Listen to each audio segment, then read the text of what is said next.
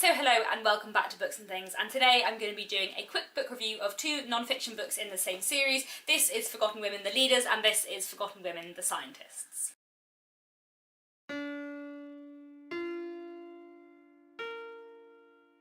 So the Forgotten Women series is published by Cassell, which is an imprint of Octopus Books, and Octopus Books is where I work. I did not work on these books at all, but I sit like nearby the people who did work on these books. And work very kindly gave me review copies of these two to talk about on my booktube channel, and I really enjoyed reading both of these. They are very interesting and empowering books. I don't use the word empowering very much, partly because I feel it is used a lot and sometimes overused. I wouldn't go so far as to say like I don't often feel empowered, that's not exactly what I mean, but like reading these was a weirdly moving experience and kind of wonderful.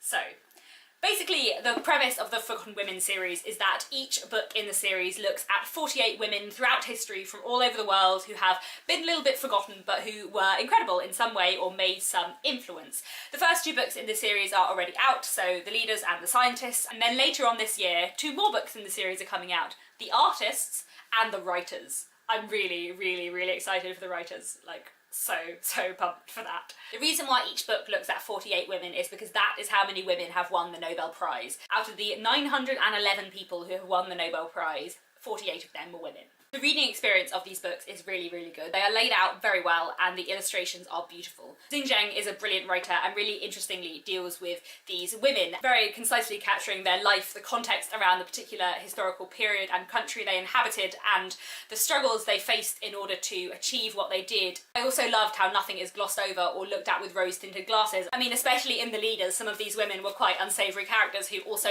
killed a lot of people, while also really interestingly exploring the kind of historical significance of these individual characters. Obviously each book only deals with a small selection of the women who have been important in these fields throughout history, but there is a video on Octopus's YouTube channel, which I'll link down below, where Xing talks about just how difficult it was to narrow down a selection to just 48 for each of these books. But I do think the selection has been made very well. I had heard of very few of these women. I think I'd heard of about two from either book, and that's from someone who studied history at university. Women have also been selected from a very broad spectrum of all over the world and throughout history, which made it really interesting, because reading these books you're not just learning about these women that were really important in their time, but you're also learning sort of little pocket histories of countries and time periods that you maybe knew nothing about. Like especially in The Leaders, I knew so little about the kind of countries and cultures and societies of the time periods which many of these women lived in that it was so fascinating to read. The Scientists is understandably because it is science slightly more towards the 19th and 20th century, although there are also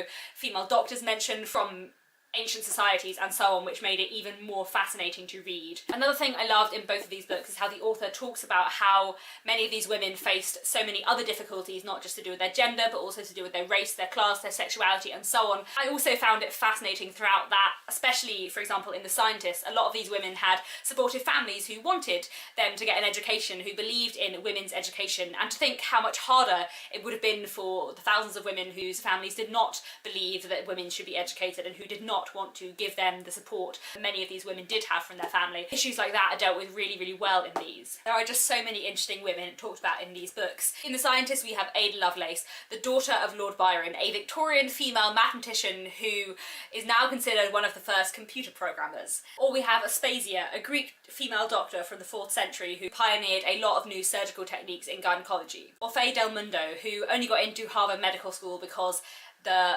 people taking her application assumed that she was a man, and who later went on to found the first children's hospital in the Philippines. In The Leaders we have Agent 355, a female spy who played an important part in the American Revolution. Or we have Ida B. Wells, a 19th century ex-slave who spoke out for the rights of women and the rights of African Americans in 19th century society. Or the Trung sisters, two warrior rulers from the 1st century AD who led their troops into battle against China.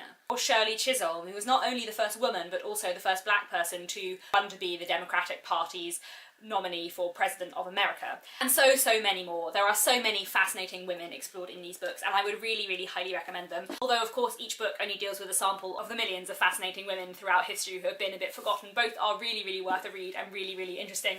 I also found both books incredibly moving and, like I said, somewhat empowering, which is not a word I use very often, so I would highly recommend both of these. Really interesting if you're interested in kind of gender politics and studies, and also if you're interested in history at all. two brilliant, brilliant books that I would highly recommend. Thank you very much for watching, and I'll be back very soon with another bookish video.